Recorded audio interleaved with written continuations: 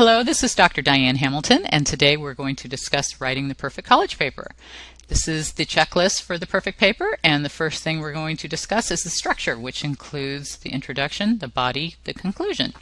The introductory paragraph will introduce the paper. It's going to have, maybe the first sentence might include a hook to interest the reader, to get them interested about what the topic's going to be. Then the next few sentences are going to summarize the main topics that are going to be addressed in the paper. You might go through what the professor requires within the paper and base those sentences on what topics will be required within the paper, and then you're going to end the introductory paragraph with a thesis statement of what the main point of the paper is.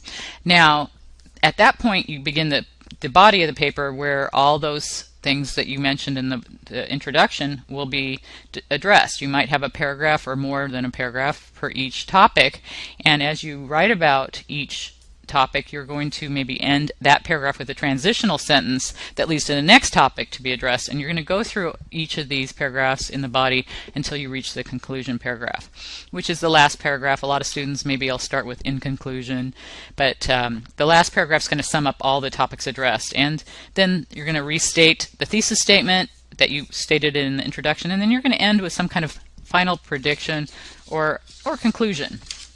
Now, the next thing we're going to discuss is the paragraphs and sentence structure. And a lot of students have problems with paragraph length, run-on sentences, and there's no hard and fast rule, but an ideal paragraph should contain 4 to 8 sentences. You don't want sentences that are much longer than 40 words. You want to keep things more concise. And there's a lot of really helpful advice on a site called Grammar Girl. I recommend Googling that, and there's so much information on that site, not just about paragraph and sentence structure, but of course grammar and a lot of other things. Another thing that students have trouble with is narrative mode.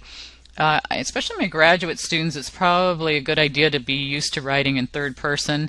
Most classes that I teach, they prefer you don't write in first person. First person is when you refer to yourself. You're saying, I think this, or once I found out about that, or anytime you're using I, me, words like that, you're writing in first person. Second person, you're writing with you think this, or you did that. And then third person, you're writing he, she, it, they, but never I, or we, which would be first person, or you, which would be second person.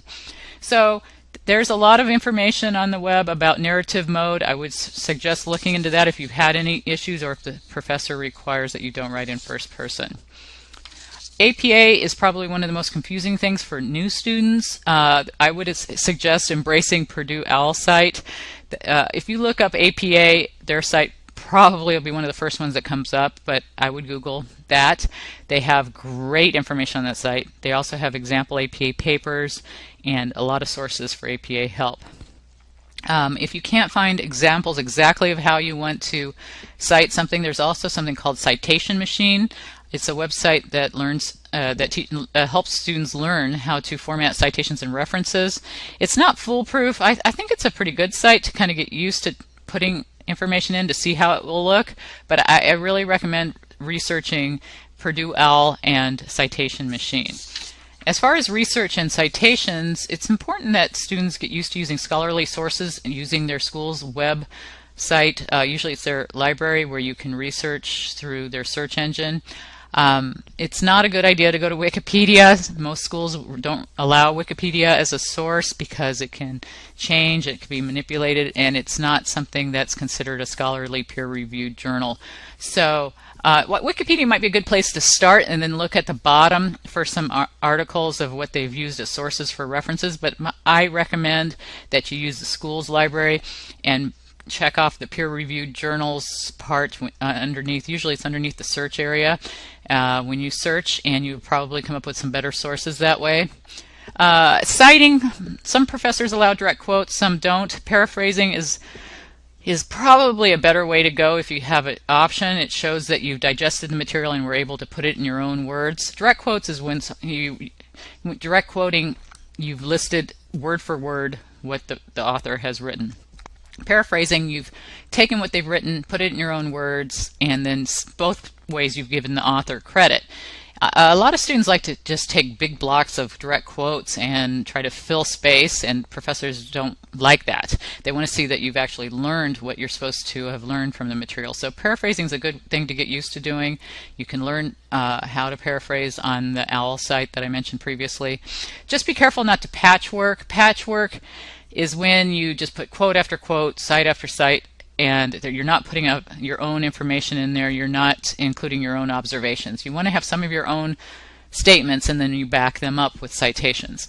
And realize that citations and references are required. You don't just have citations or just have references. The citations are within your writing. It's when you're quoting or you're paraphrasing information, and then at the end of your paper there is a reference page that lists where you obtain those citations, and the references list the sources. So you're going to need both.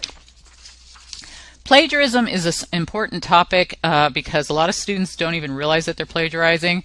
Sometimes they copy and paste into their paper, which they shouldn't do. Sometimes they don't put quotation marks when they need to. It's really important to get used to using Turnitin if your school allows it. Turnitin is an excellent tool that checks for plagiarism. It carries over 150 million archived papers, and there's a variety of information in there that the school's aware of that's out on the web that students sometimes don't realize they shouldn't be using. So they are aware that websites are out there where students can purchase papers, and those papers are probably in Turnitin. So be aware that the school's going to be requiring you to turn in your information and to turn it in, and if you don't, they may do it for you and find your information has been plagiarized. So be very careful. Editing, you want to check your spelling, you want to check your spacing. Spelling, the spell checker is very good at catching a lot of things, but sometimes it recommends the wrong word. So be careful to pick the right word if it gives you choices. If you're not sure, look it up. Check your spacing. I know Word documents sometimes default with an extra space between paragraphs that's not supposed to be there per APA. You want to check your after paragraph spacing settings. So within your paper, right-click your mouse, click on the paragraph, the word paragraph, and then make sure that it says 0 after paragraph. If you're not sure how to do this, I do have a video on my blog that shows how to do spacing after paragraphs and a lot of other issues with all this. But be sure your spacing's correct. Like APA has changed recently so that there's 2 spaces required after a period instead of 1. Things like that are very important. You want to review the rubric. If your professor has posted a rubric, rubric is it shows what points are assigned for each part of the paper. So maybe 2 points are assigned for answering this question, 1 point's assigned for APA, another point's assigned for spelling. Whatever the assignment requires, it'll tell you how many points are assigned for each thing. Be very sure that you go through the rubric before you submit. I also recommend going to the final checklist, which covers a lot of what we talked about here. I've shortened the website to make it easier for you to write down, but this is the link on my